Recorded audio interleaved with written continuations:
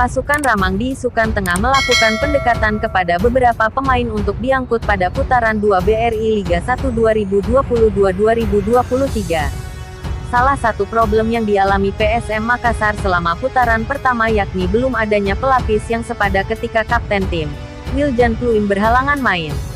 Bernardo Tavares bahkan harus membongkar pasang pemain pada posisi gelandang serang saat Pluim menerima hukuman larangan bermain selama 5 pertandingan pada putaran lalu. Sederet nama pernah dicoba, mulai dari Brian Cesar, Rashid Bakri hingga pemain muda Ananda Raihan, namun semuanya tak mampu memuaskan Bernardo Tavares ketika diuji coba dalam latihan. Pelatih berkebangsaan Portugal itu kemudian mengambil keputusan berani dengan menarik Kenzo Nambu ke dalam untuk menempati posisi Pluim. Kenzo yang posisi aslinya merupakan winger juga sempat kewalahan saat pertama mendapat kepercayaan bermain sebagai gelandang serang. Namun perlahan-lahan mantan top skor Liga 2 Thailand itu mampu menunjukkan permainan terbaiknya. Alhasil ia pun menjadi salah seorang pemain dengan koleksi terbanyak gol di pasukan Ramang. Perolehannya 5 gol membuat dirinya sejajar dengan Everton Nascimento. Tak mau terulang kedua kalinya, Bernardo Tavares bergerak cepat dengan berupaya mendatangkan pemain baru pada jendela bursa transfer pertengahan musim.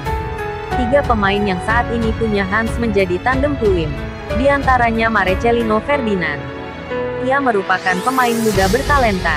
Marcelino saat ini masih tercatat sebagai pemain dari Persebaya Surabaya, dan sementara membela timnas Indonesia pada Piala AFF 2022.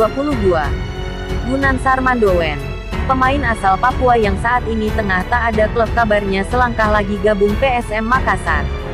Ia akan menjadi paket bagi Pluim. Gunansar kabarnya memang tengah dekat dengan PSM Makassar.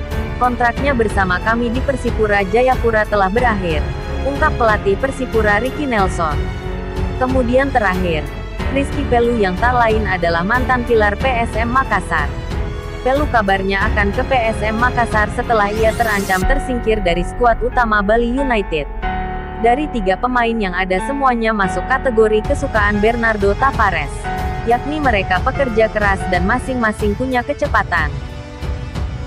Jangan lupa like dan subscribe channel ini agar mendapatkan informasi terbaru seputar sepak bola. Terima kasih sudah menonton.